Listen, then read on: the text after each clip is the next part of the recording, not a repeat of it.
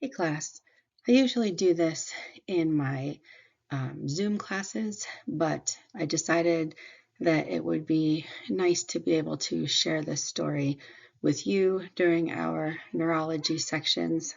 And so here we go. I am going to tell you the story of my mom's brain. So in 2014, my mom was having some bouts of vertigo, and vertigo can be caused from all sorts of different problems, but a couple of them were pretty severe. So she ended up going to see a neurologist, and he ordered an MRI in December of that year. And the MRI showed a little pituitary tumor and a smudge, what they said a smudge in her right temporal lobe. So they figured the smudge was nothing, and they wanted to see if the pituitary tumor was changing in size. So they had her to come back for a repeat MRI. It was about 4 months later. So when she went for the MRI in 4 months, the pituitary tumor was the same size, but the next slide is going to show us what happened to that smudge. So looking at this MRI, this is the temporal lobe. This is the other temporal lobe. This is the occipital lobe. And so that little smudge became this golf ball sized tumor. And the next slide is going to be a sagittal view. This is a coronal view. So here's the sagittal view of the brain, and you can see the tumor taking up a large portion of that temporal lobe. This is the right side of her brain.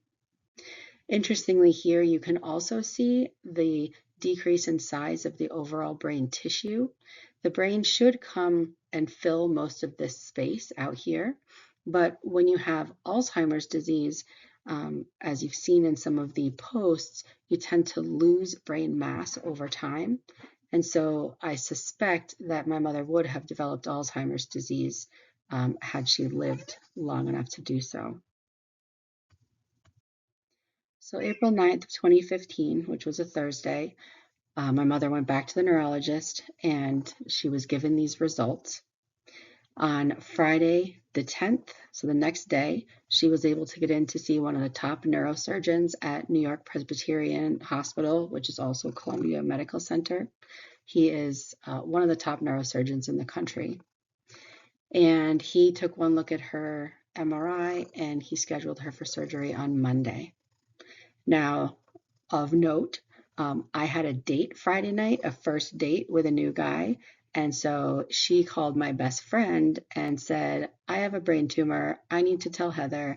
I need you to get her to come over to your house tomorrow afternoon because Saturday I had to throw a birthday party for my daughter who was, oh goodness, 6 at the time, I think.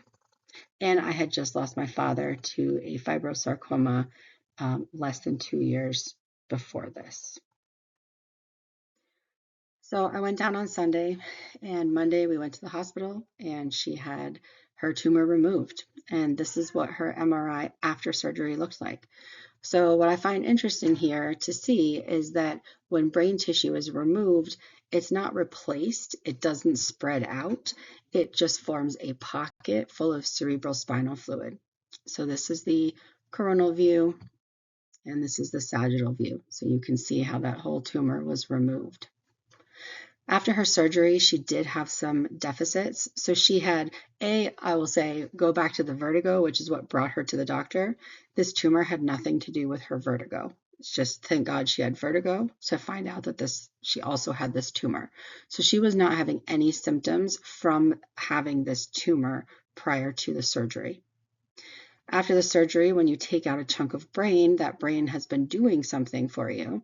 So she really struggled with her short-term memory. So we couldn't let her cook. And really, we found that she couldn't be home by herself because she would forget that she wasn't supposed to cook. She would go put a pot of water on to make pasta and then go lay on the couch and take a nap and then wake up and the water is all evaporated and it was not a good situation. So over time, though, the left side of her brain did start to compensate for the loss of the right side of her brain function, and so she was able to get some functioning back.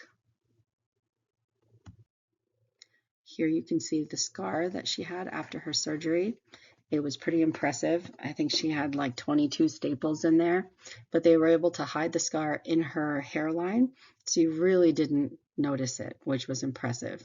She also only spent 5 nights in the hospital and then was able to come home, which was also impressed me. I thought she'd be there a lot longer.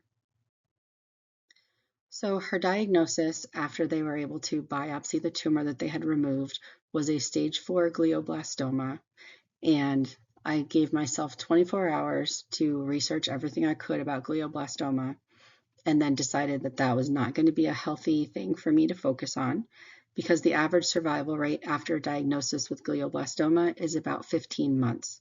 It is very rarely survivable. After her initial surgery, she underwent 30 radiation treatments and 3 months of chemotherapy. And at the time, I was doing Spartan races and the Tough Mudder, and she really wanted to do one with me. So we did the Dirty Girl Mud Run. We had Team Lindsay t-shirts. Lindsay was my mom, and she was able to finish it. Unfortunately, she caught something there and got very, very sick afterwards and was in the hospital for about 10 days to recover from that. She then underwent immunotherapy with Opdivo in a clinical trial. The beauty of being in a large hospital is there are lots of clinical trials at your disposal. So she did a clinical trial with the immunotherapy and a clinical trial with this treatment called Optune, which uses electrodes that you can see on her head here to create an electrical field, a tumor treatment field within her brain to try to interrupt the reproduction of the cancer cells, which is pretty cool. And I think that it really helped her. She wore this for about 8 months, and then over time, the adhesives from the electrodes ended up breaking down her skin on her scalp too much, and she couldn't keep putting the adhesives on. In October 2016, which was already 2 years after this tumor started, we were told that her tumor had returned. So she had a second surgery to remove that. After that surgery, the biopsy showed that what they had seen was actually just scar tissue that had grown back. However, after that surgery, she developed hydrocephalus, which is increased pressure in the brain from a lack of drainage of the cerebral spinal fluid. So she had a third surgery to install a shunt to drain that excess cerebral spinal fluid off of her brain. Unfortunately, in October of 2017, her tumor did return, and she subsequently passed away December 5th of 2017. She survived for 32 months after diagnosis, which far exceeded the expectations, and I was really grateful for every single day that we had with her. And this is a picture of her with my youngest daughter, Alice, in 2010. That was on Alice's first birthday. So thank you for listening, and I like to share this because A, you get to see some of the images, B, we get to talk about the disease, and C, you get to see that all the diseases that you're learning in A&P really do happen to real people, and it just helps us to stay more human in thinking about learning all of these things.